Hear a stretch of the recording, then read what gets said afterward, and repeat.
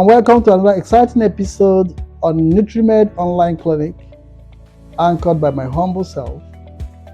We've been talking about proteins and their functions, and we're able to say a whole lot in the last week's episode.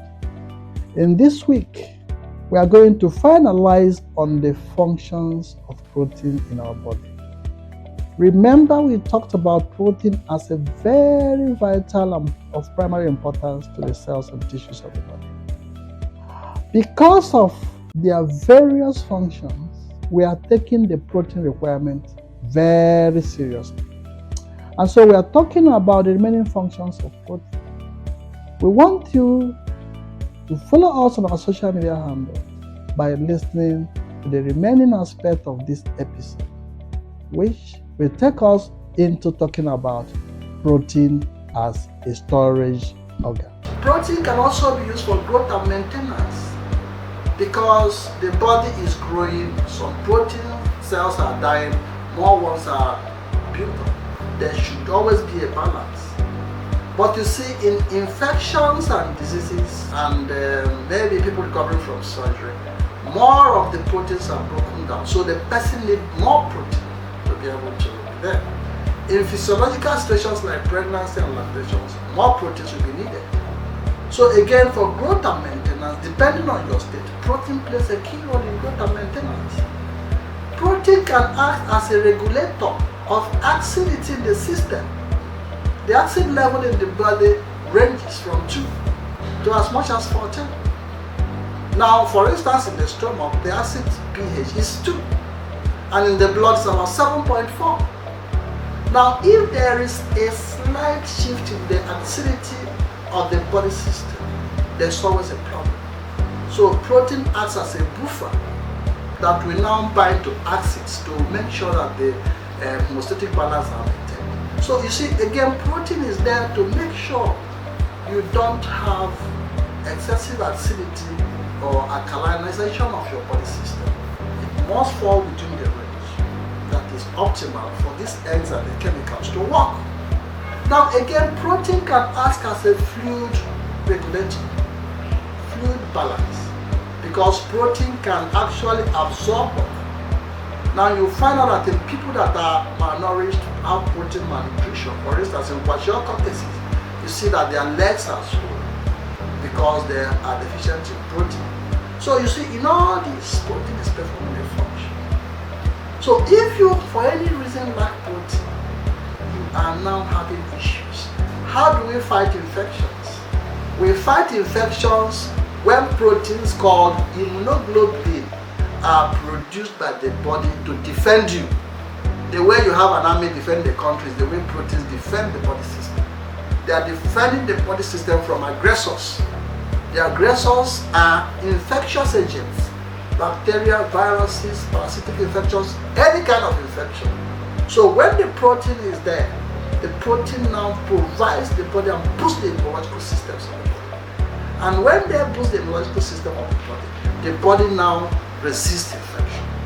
And that is why you see that people that are feeling well may have malaria parasite, but they may not come up with malaria. They may have infections and their natural body system will fight it. That natural fight that the body is doing every day is provided by protein. So you see, protein is so wonderfully very important in our everyday life and for every cell to survive. Do you know another protective method for protein? Clotting. When you have a cut, blood comes out. You see that the blood begins to, the bleeding begins to stop because there's a web-like thing that is formed. Because proteins have protein factors. The protein factors are proteins. So they are quite protective, either protecting you against infection or protecting you against unnecessary loss of blood. So protein is important for all animals and especially for human beings. And so when we look at the function of protein, we become passionate on knowing the right protein. Now for us, for this teaching, we are going to look at the types of protein from the biological functions of proteins. So protein can be called food proteins. Food proteins I demonstrated when I was eating egg. Dairy products. They are food proteins because they can act as sources of food. We can also manufacture them or produce them in bigger quantities because we want sustainability and then, for it to get to everybody. We can also define protein based on the building blocks it contains. The building blocks of protein is like a house. The protein is like a house. A house is complex. It has things that make a house to stand. Those things are the building blocks of protein, just like blocks. So protein has smaller, tiny compounds that come together to form a protein. Protein is a complex. Those tiny things that make up you see as meat are called amino acids. The amino acids are named because they have a role. So the ones that are essential are called essential amino acids. The ones that are not essential are non-essential amino acids. Now understand me, when I say the ones that are essential, they are these ones that are not produced by the body. You must take it in.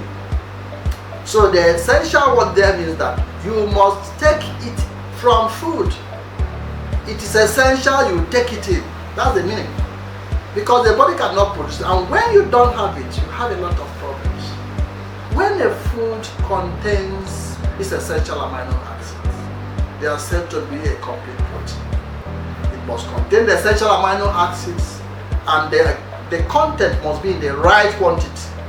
If it contains all the essential amino acids and the quantity is subnormal, it is still not a complete protein. Now, but if it contains non-essential amino acids and there's no essential amino acids, it is an incomplete protein. So a complete protein has the essential amino acids and then is in the right quantity. Because for each small makeups, there are quantities that are defined that should be there. Moving forward, we will get to the different types and sources of protein. We know that virtually everything has protein in certain quantities. But we are going to tell you more in the subsequent videos about the ones that are rich in essential amino acids and the ones that are not as rich. And the ones that have, even though they are rich, they have complete essential amino acids, they may not have it in good quantities. And when you don't have it in good quantities, like I said earlier, it means you are not taking the right amount at the right time form of protein. So going forward, we must understand that the various grains, whether it is rice, whether it is maize, and whether it is rye or whether it is oats, for instance, they all contain some quantity of proteins, but they may be deficient or lacking completely in one or two amino acids. But things like legumes also contains quite some non-essential amino acids and essential amino acids, but they may not be there in the right proportion. But like I said earlier, fish, egg, dairy products, soy proteins are all good sources of proteins that has all the essential amino acids, and they can actually surface. But where you don't have it, we can practice a combination, provided that meal is on the day. So in Nutri-Med, also, we want you to live long, we want you to be healthy, we don't want you to be in the hospital. We want you to be part of maintaining a healthy life. And it is only you and only you. Our effort here is just to translate, to inform you about what you need to do on your own, using what is around to maintain a good health. We must advance nutrition in medicine. We must advance nutrition in medical. Follow us.